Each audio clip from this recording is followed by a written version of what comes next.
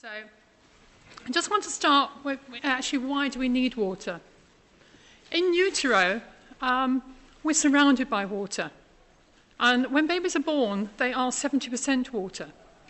That is because water promotes growth. Children and babies need lots of water to be able to grow.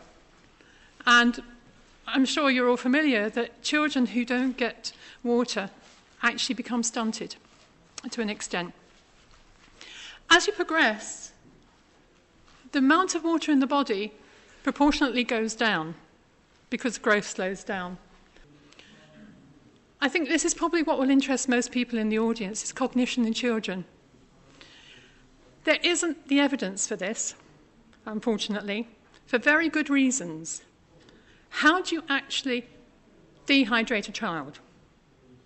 It's unethical. It's unethical to do it actually in an adult. And what is done is you put adults under heat, stress, or exercise, which makes them dehydrate.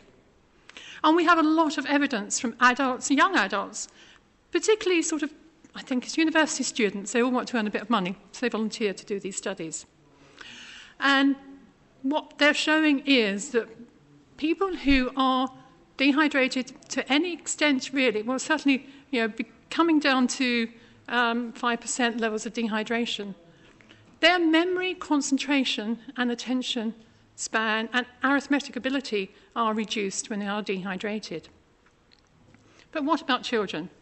There is work in children.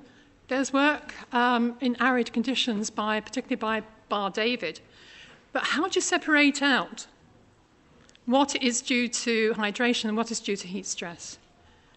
There is a really nice study done in Wales, actually, which I think gives us a lot of hope for the future. What they have done is they have done memory tests in children, given them a drink of water. So these are children which, as far as they can tell, using the parameters that we have available, are what we would say euhydrated. Then given them 300 mils of tap water. And they've looked at their memory ability before and after, and they've done crossover, so it's quite a robust study.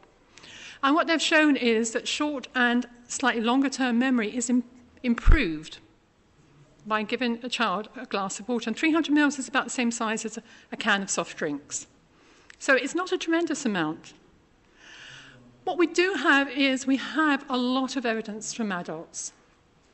And as a mum, I was always very careful about making sure my children were well hydrated, because I think that evidence is becoming robust enough in adults, and we know that children are that more susceptible, that actually the evidence is gathering that actually we need to be looking at this more carefully.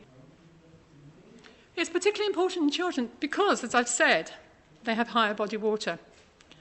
They need proportionately more. Now, that means that they may not drink as much, but per kilogram body weight they do. They have a much higher water turnover.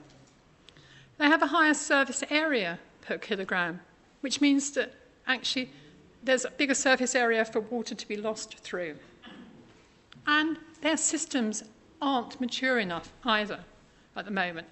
Their systems are still learning how to regulate water. Obviously, the type of beverage is important. What are children drinking? I'll show you what we have found that they're drinking. But on the face of it, you would say they're drinking water, milk, sugar-sweetened beverages, and I'm afraid we all know alcohol.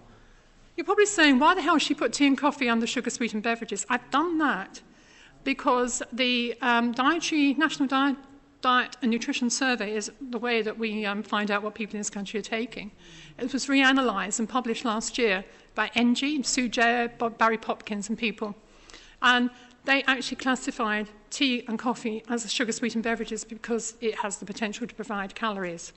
If you're like me, I drink black tea with no sweetener, so that's a bit ambiguous, but that is why it's there.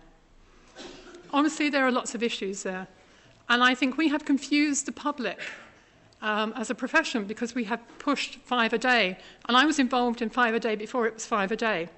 There's pilot studies. And we've gone a long way, but we didn't say to people, actually, don't give your children lots of fruit juice. We didn't say to them, maybe just once a day, because actually there's a lot of sugar in it. And I do think that that's something which is now being regrouped and hopefully being addressed. We won't discuss alcohol. It was on the radio as I came here, and I'm sure you're all familiar with that. Only to say I was involved in a very large study in one of the home counties, and it was quite shocking what 11-year-olds were drinking.